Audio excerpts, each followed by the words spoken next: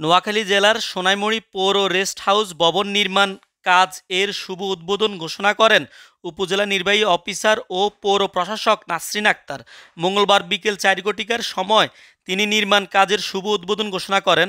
এ সময় উপস্থিত ছিলেন সহকারী কমিশনার ভূমি দিনাল জান্নাত, উপজেলা নির্বাহী প্রকৌশলী এমদাদুল হক, পৌর প্রকৌশলী সাইফুল আজিম, পৌর নির্বাহী কর্মকর্তা মোস্তাক আহমেদ তালুকদার, পৌর সহকারী প্রকৌশলী মোহাম্মদ জামাল হোসেন, উপজেলা সমাজসেবা অফিসার মোহাম্মদ আবুল বাশার, উপজেলা যুব উন্নয়ন কর্মকর্তা নার্গিস সারা বেগম, উপজেলা প্রকল্প বাস্তবায়ন কর্মকর্তা মেশকাতুর রহমান, পৌর সহকারী প্রকৌশলী পানি নূরে আলম মানিক, সোনাইমুড়ি কেন্দ্রীয় মন্দিরের সাধারণ সম্পাদক প্রদীপ সাহা, উপজেলা নির্বাহী সিএ আব্দুল মতিন সহ প্রমুখ ব্যক্তিবর্গ এ সময় উপস্থিত ছিলেন।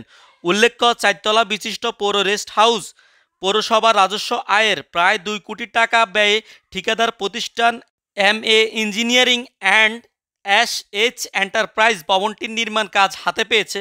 আশা করা যাচ্ছে অতি দ্রুত ভবনটির নির্মাণ কাজ শেষ হবে।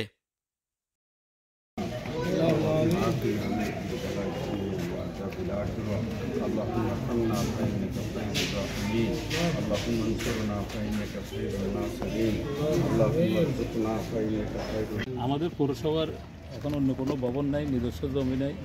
আমরা খুব চেষ্টা করতেছি অচিরেই পৌর ভবন তৈরি করব এবং আপাতত আমরা পৌর রেস্ট হাউসটা ভবন হিসেবে কাজ করবো ইনশাআল্লাহ। জি বলেন ম্যাডাম। সোনাইমুড়ি পৌরসভার নিজস্ব অর্থায়নে পৌর রেস্ট হাউসের ভবন নির্মাণের কাজ শুরু হলো। আমরা আশা করছি আগামী খুব শিগগিরই, হয়তো 6 থেকে 7 মাসের মধ্যে আমরা ভবনটা রেস্ট হাউসটা পাবো। জসিম উদ্দিন রাজ, রাজ টিভি 24, সোনাইমুড়ি, নোয়াখালী।